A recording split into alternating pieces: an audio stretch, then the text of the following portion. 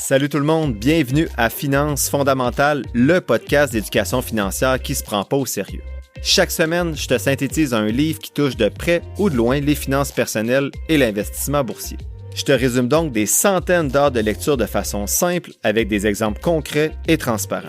Si tu souhaites prendre en main ta santé financière, t'es à la bonne place. C'est parti, bon podcast!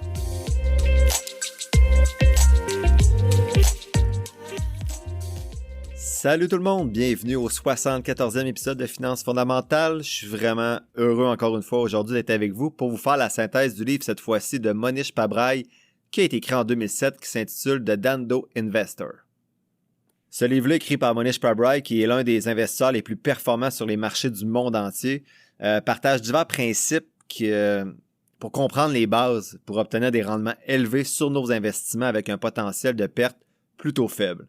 L'auteur est né en 1964 en Inde et il a déménagé aux États-Unis dans les années 80 pour ses études.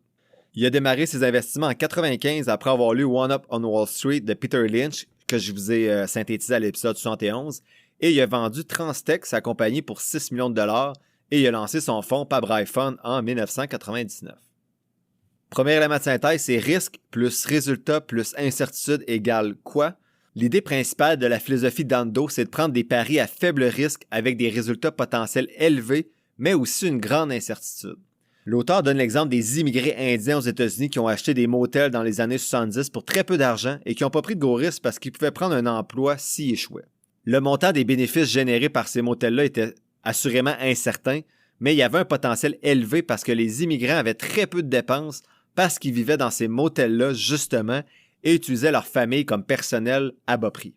Selon les propres termes de l'auteur, face je gagne, pile je ne perds pas grand-chose. Donc heads I win, tails I don't lose much. Donc c'est vraiment une possibilité de rendement élevé avec très peu de risques. L'auteur utilise une stratégie similaire avec son fonds d'investissement.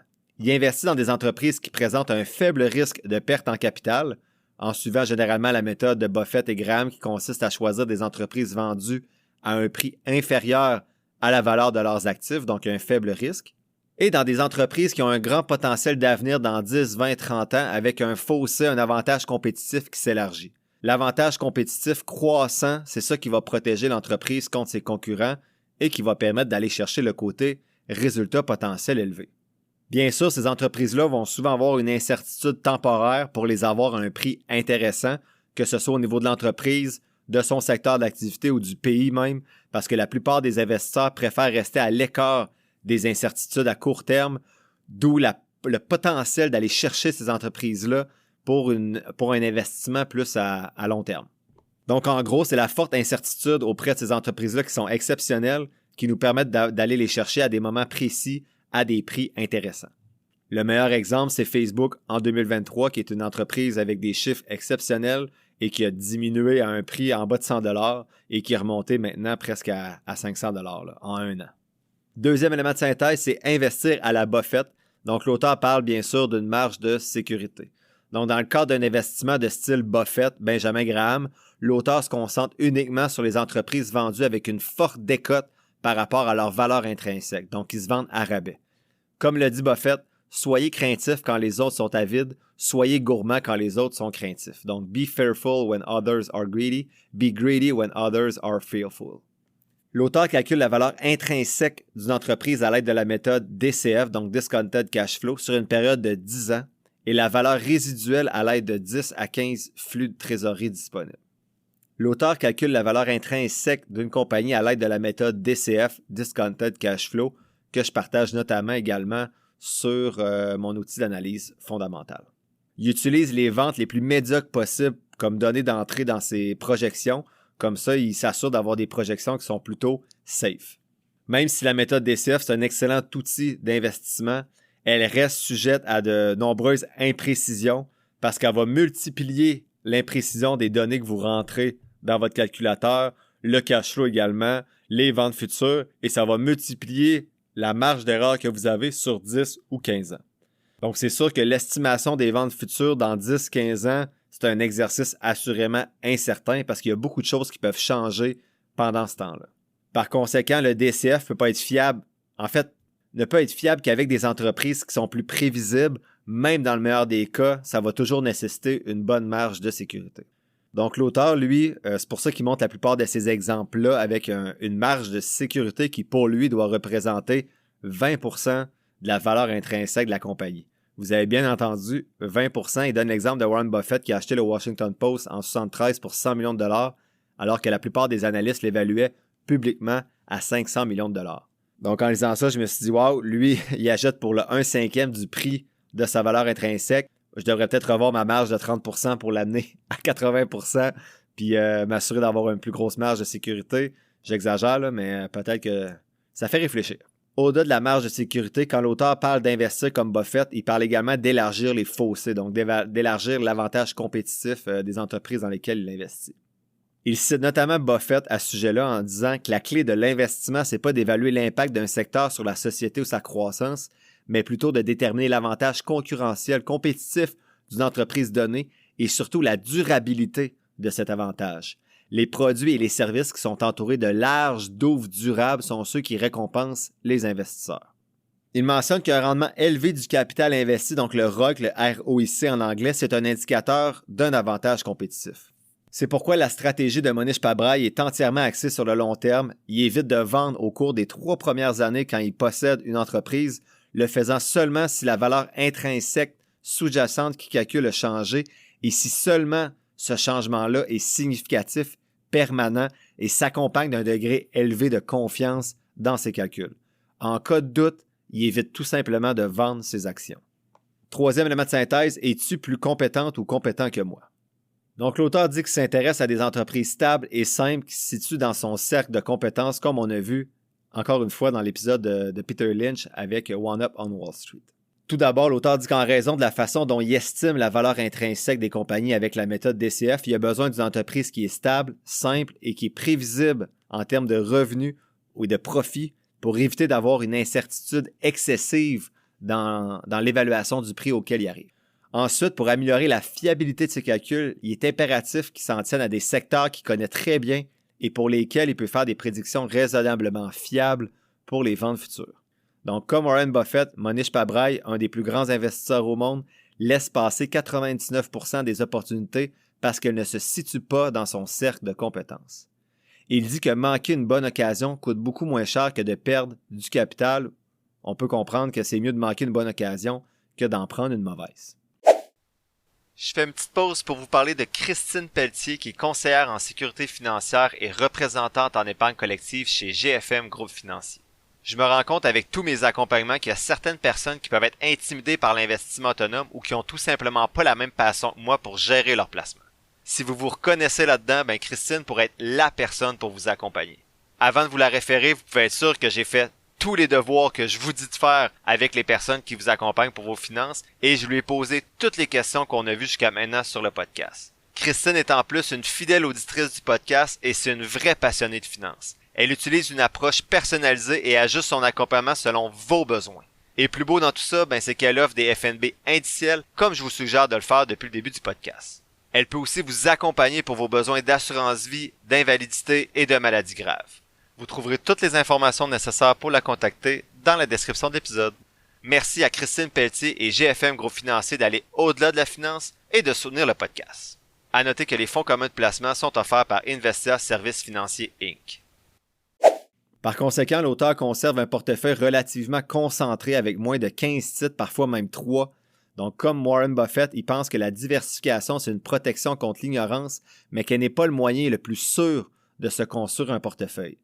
La concentration permet de connaître plus en profondeur les entreprises qui composent le portefeuille et d'atténuer plus efficacement les risques grâce à l'expertise appropriée dans ce secteur-là ou dans ces entreprises-là. Attention, ici, je mentionne que je ne suis pas nécessairement d'accord. Je trouve qu'il y a un biais du survivant ici. On parle toujours des meilleurs investisseurs au monde qui ont réussi avec 2 ou 3 titres. Je pense pas que c'est le cas de monsieur, madame, tout le monde. Il y en a peut-être 95% qui se sont plantés en misant seulement sur 2 ou 3 titres. Donc, je voulais juste nuancer un peu les propos de l'auteur ici. À l'époque de la publication du livre en 2007, l'auteur se concentrait davantage sur des industries plus stables comme les chemins de fer, l'hôtellerie et la production d'acier, tout ce qui n'allait pas être bouleversé au cours des prochaines décennies. Tranquillement, pas vite, il a commencé à se diriger, en 2021 notamment. Il essaie plutôt maintenant de trouver le prochain Amazon, par exemple, mais toujours en respectant sa stratégie conservatrice et prudente. Comment il fait ça, c'est pas écrit dans le livre. Élément de synthèse numéro 3, trouver des idées d'investissement. Il dit qu'il trouve ses idées d'investissement dans des excellentes entreprises, habituellement lors de scandales ou de crises, donc pendant des périodes difficiles. Il donne l'exemple d'American Express en 1962 qui a été victime d'un scandale de huile de salade, donc il prêtait de l'argent sur des actifs qui n'existaient pas et son action s'est effondrée alors que le cœur de son activité même restait pourtant solide. Il s'intéresse également à investir dans des pays en crise, donc notamment, je prends l'exemple, là, moi j'ai InMode, INMD qui siège, son siège social est en Israël, donc le titre a baissé de presque 40% depuis le début du conflit, donc j'ai renforcé tranquillement ma position dans ce titre-là.